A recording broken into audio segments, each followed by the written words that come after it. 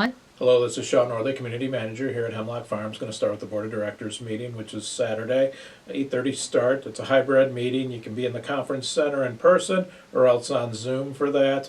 Not a lot on the agenda, but we are going to be talking about bylaws that will be coming to the membership as the propositions. The main one that we'll be talking about is the changes that would be necessary for the committee structure proposal and the changes to the standing committees that are going to be proposed in this at the election in July. So that'll be a discussion. Also talking about the qualifications for the board, because that's all part of it. So that's part of the discussion. Also have quite a few first readings. Chapter 120 deals with the Hemlock News and what needs to be in the news and what could be digital going forward.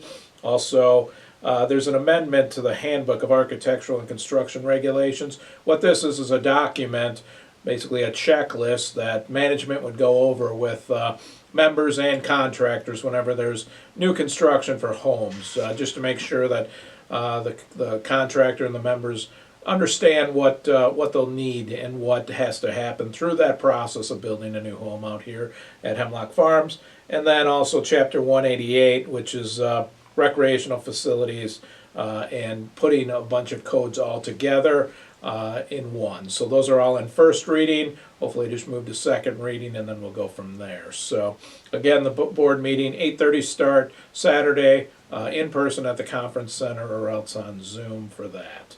Also want to talk about water bills. They went out this week for the first quarter, so you guys should also be seeing those in the mail. I just want to remind everybody that in 2024, the stormwater fee has increased from $42 to $50 per quarter. So you will see an increase in this bill for that, but that was something that came back when we did the 2024 budget. So expect to see that. Also want to remind everybody that the Conservancy is having their annual golf event. That's May 20th at Lords Valley Country Club right here. There's a link in this e-blast for signing up for that event. So do that, and if you're not a golfer, they do have an option of just going for the lunch afterwards. So take a look at that. Obviously, supporting the Conservancy is a great thing, and it's always a fun time and a beautiful golf course there.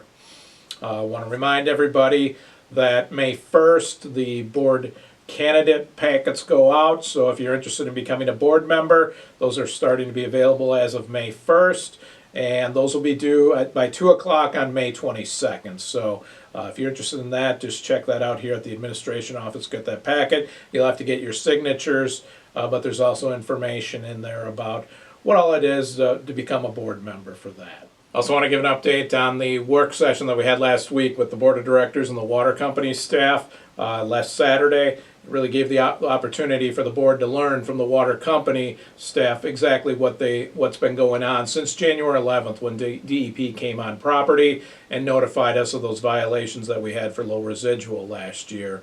And really the board learned everything about a well and all the components of that well, you know, from the well itself, going through the chlorine pumps and then also the analyzers, and what issues we've been having with all of that equipment, what needs to be replaced, what we've already replaced, and what we need to do in the future to make sure that the water here is the quality that we all expect, and really the work of those wells is done and we don't have to spend a lot of time on that. So overall, a very good work session. I think it kind of got the board understanding more of the water company and everything that's involved with that, but then also gave us some direction on what the board would like to see and ideas that we have for the future and how to go about those. So now let's take it over to Zappy, who's got an update on the filtration plant that we did some work on this week in the water company and other public works updates. Take it away, Zap.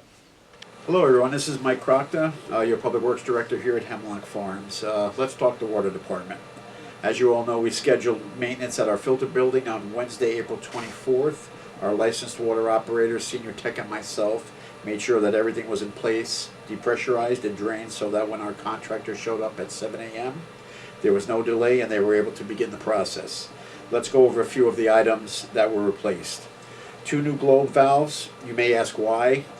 Well, these were the original valves that were installed during the inception of this facility, and both developed leaks in the packing. Replacement parts were getting harder to find, so we decided replacement. Secondly, a new flow meter was installed, as the one that was replaced was not functioning properly. This is a very important instrument during backwash procedure. Third, a new actuator was replaced in vessel D. Reason was moisture developed in the containment area and had corroded the power wires. This is another important component during backwash. Lastly, we had a joint on one of our Schedule 80 fittings, plastic welded. It was a very interesting process to observe, and the drip was eliminated. Our licensed water operator and senior tech made sure that both storage tanks were near capacity before the shutdown began. I am very happy to report that during this 5-hour period, our tanks lost only 4 feet of water. This was greatly due to the other 4 wells in the community keeping the drop to a minimum. Therefore, no disruption in service and no issues with cloudy or tinted water. I am very proud of the water department for their diligence and hard work during these repairs. Our community should be very proud of these men and their dedication and passion for the system. They truly make my job a little easier. DEP was notified before repairs began, and I notified them immediately after the repairs were completed and when the system was back online at 100%. The stormwater crew had to break off Hillside Drive for a brief period and are now on Lone Pine Bay, rectifying a situation there. I expect them to be back on Hillside Drive within the next week. That crew is continuing the cleaning of swales and culvert pipes on Waterview Drive. After they are completed there, I would like them to head over to Canoebrook Drive and all the intersecting roads in that section. Main flushing will be delayed 1 week with the new start date to begin on Monday, May 6th at 8 p.m. I will remind everyone of this process in next week's segment.